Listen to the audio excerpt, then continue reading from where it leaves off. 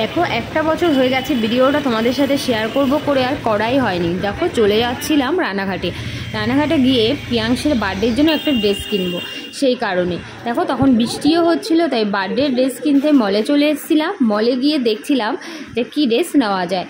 দেখো তাই এই ড্রেসগুলো দেখো পুচকুদের কী সুন্দর লাগছে দেখতে। তারপরে আমরা চলে এসেছিলাম মলের ভেতরে, যেখানে বাচ্চাদের সব পাওয়া যায়, সেখানে গিয়ে তাই ঘুরে দেখছিলাম কেমন কি আছে। কিন্তু আমার দেখছিলাম তো ঘুরে, কিন্তু বেশ ভালো লাগছিল না, সেরকম কোনো ড্রেস ছিল না ওর মতো ভালো লাগার মতো, তাই খুঁজে পাইনি।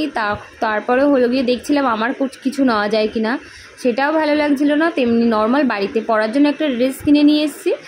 তারপরে চলে এসেছি পাশের আর একটা মলে, সেখানে গিয়ে খোঁজাখুঁজি করার পরে একটা ড্রেস আমাদের পছন্দ হয়েছে।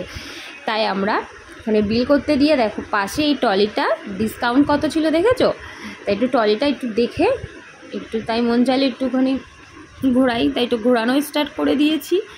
আর দেখো এই সাইডে একটা পুচকু সোনা ছোট্ট একটা বুনু এখানে আবার খেলছিল ট্রলিটা নিয়ে, আমি ঘোরাচ্ছিলাম বলে ও দেখে। তারপরে যে প্রিয়াংশের বার্থডে ড্রেস নিয়ে নিয়েছি, তারপরে একটু আমি আয়নার সামনে গিয়ে তোমাদের দেখিয়ে দিচ্ছি কি ড্রেস নিয়েছি।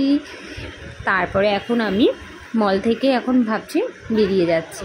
এখন মল থেকে বেরিয়ে গিয়ে এখন চলে যাব একটু চা খেতে। ভালো লাগছিল না বৃষ্টির দিনে, তখন একটু চা খেয়ে নিয়েছিলাম, চা আর বিস্কিট। চা আর সেদিন ছিল সোমবার রানাঘাটে সব কিছুই বন্ধ থাকে, তাই অত হালকা ভিড় ছিল, বেশি একটা ভিড়ও ছিল না, মলগুলো শুধু খোলা থাকে। তারপরে দেখো আমরা ব্রিজে এসেছিলাম, রানাঘাটের ব্রিজ থেকে আমরা এখন চলে যাব ওপারে, যেহেতু আমাদের বাড়ি ওপারটায়, বাজারের পাশে আমাদের বাড়ি ওপারে। তারপরে আমি বাড়ি চলে এসেছি। টাটা, ভিডিওটাই পর্যন্ত।